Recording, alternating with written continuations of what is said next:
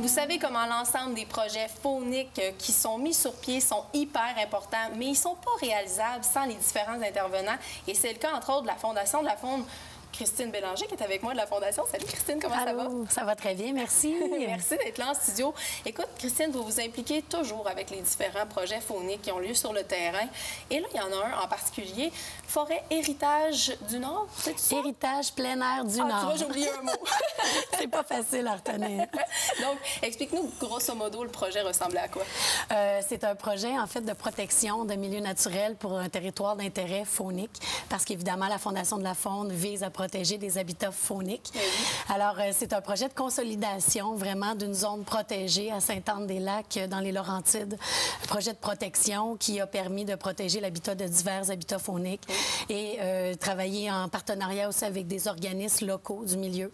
Et nous, on a permis de financer ce projet-là, évidemment, par notre programme Protéger les habitats fauniques.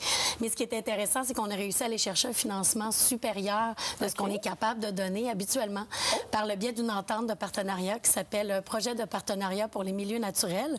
C'est une entente qu'on a fait avec la Société canadienne pour la conservation de la nature et le ministère de l'Environnement et de la lutte contre les changements climatiques. Alors, ça nous a permis d'aller chercher au total un montant de 2 millions de dollars sur 3 ans pour être capable de bonifier l'aide qu'on donne déjà à ces organismes-là. Alors, on est très fiers.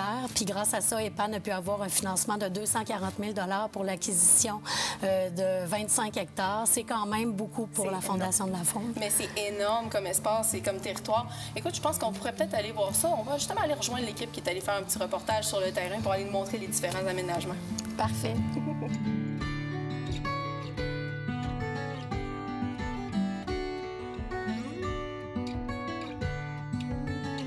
Vous savez, la Fondation de la faune a à cœur la protection de la faune et de son habitat. Et je me trouve aujourd'hui à Sainte-Anne-des-Lacs, à la Forêt Héritage, pour y découvrir ce beau projet.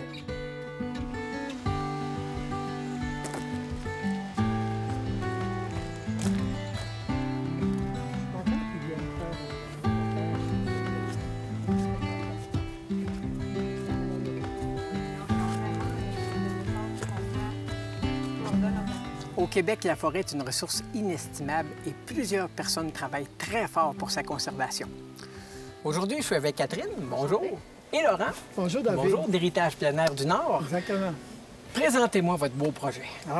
Héritage plein air du Nord est un projet qui a été un organisme qui a été fondé en 2015, un regroupement de citoyens de Prévost et Sainte-Anne-des-Lacs. Et on a réagi à une urgence. Il y avait un grand terrain que vous voyez ici qui était finalement menacé. On craignait qu'il passe aux mains de développeurs immobiliers. Et finalement, on s'est mobilisé et on est devenu un organisme de conservation. On a donc fait les différentes étapes pour devenir un tel organisme. Et après 3 ans de travail acharné, on a réussi à acheter une partie du terrain en 2018, un 29,5 hectares.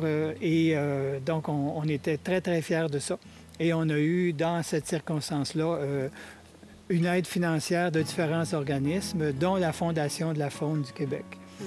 Et ce terrain-ci n'a pas uniquement une valeur économique, mais aussi une valeur une valeur écologique, mais aussi une valeur sociale. Parce qu'en fait, il faut savoir que ce terrain-là était déjà occupé, utilisé par les citoyens parce qu'il y avait des sentiers de vélo, de marche, de ski de fond depuis au moins comme 20 ans. Là, quand on a appris que ça allait être mis en vente, on s'est dit qu'on allait perdre notre réseau de plein air. Donc, on s'est vraiment mobilisé localement pour le protéger. S'il n'y avait aucun milieu pour la du plein air public à Sainte-Anne-des-Lacs, notre municipalité, il y avait juste des accès privés. Puis les gens, ils ne voulaient pas perdre ça. Donc, on a réagi le plus rapidement possible pour l'acquérir, puis on continue. Donc, à chaque année, on essaie d'acquérir un petit peu plus pour que tout le réseau soit pérennisé, puis aussi les écosystèmes qui ont plus de valeur, là, parce que c'est quand même une forêt assez diversifiée, là, puis intéressante. L'espace global représente 2 km² de forêt, disons, de forêt à l'état naturel, pas toujours vieille, mais quand même en assez bon état et une grande variété. Et donc, en 2018, on a réussi à acquérir un terrain assez grand. Et par la suite, on a, probablement parce qu'on a sensibilisé la population, il y a une famille, la famille Parent nous a offert en don écologique, imaginez, 29,5 hectares de terrain de grande valeur écologique qui étaient concomitants, qui étaient juste à côté du terrain qu'on avait acheté. Alors, ça nous a donné beaucoup de crédibilité auprès de la population et aussi auprès de la municipalité de Sainte-Anne-des-Lacs et de Prévost. En passant, le territoire actuel est à Sainte-Anne-des-Lacs, mais on a des visées pour acheter des terrains, pour protéger des terrains aussi à Prévost tout près. Et donc, en 2022, on a acheté un deuxième terrain, donc récemment, avec, entre autres, le soutien de la Fondation de la Faune. Et c'est un terrain qui a encore 25 hectares. Alors, on est actuellement en train de protéger un terrain de 83,5 hectares, ce qui est quand même assez impressionnant, 0,08 km². On est vraiment très, très fiers de ça. Oui, je pense que c'est nécessaire de le faire parce que les gens prenaient souvent ça pour acquis dans les Laurentides. On est la capitale du ski de fond dans le coin. Les gens faisaient beaucoup de plein air, mais le développement s'est fait tellement rapidement que tu te lèves un matin et tu dis « OK, partout où j'allais, c'est rendu privé, je peux plus y aller ». Puis les municipalités n'ont pas toujours comme été capables de suivre et de comprendre l'urgence. Avec les organismes comme nous, ça venait leur dire « Écoutez, là, il faut que quelqu'un le fasse ». Puis on a comme brisé la glace, je pense à Sainte-Anne-des-Lacs. À Prévost, il y avait d'autres organismes comme le CRPF qui le faisaient, mais on est là pour dire aux gens, regardez, là, il faut, c'est urgent, il faut se mobiliser pour préserver la forêt parce que sinon, il n'en restera plus pour les générations à venir. Puis on trouvait que c'était un message à passer. Puis je pense que les gens l'ont compris, les municipalités l'ont compris. Ça a quand même changé un peu la relation qu'on avait ici avec la forêt privée. Catherine, Laurent, je suis vraiment impressionné par tout le travail qui a été fait ici. Ça fait vraiment plaisir de voir qu'il y a des gens qui tiennent à cœur la protection de la forêt. Pour tous ceux qui auraient des projets du même genre, je vous invite à aller sur le site de la Fondation de la Faune du Québec pour avoir de plus amples informations.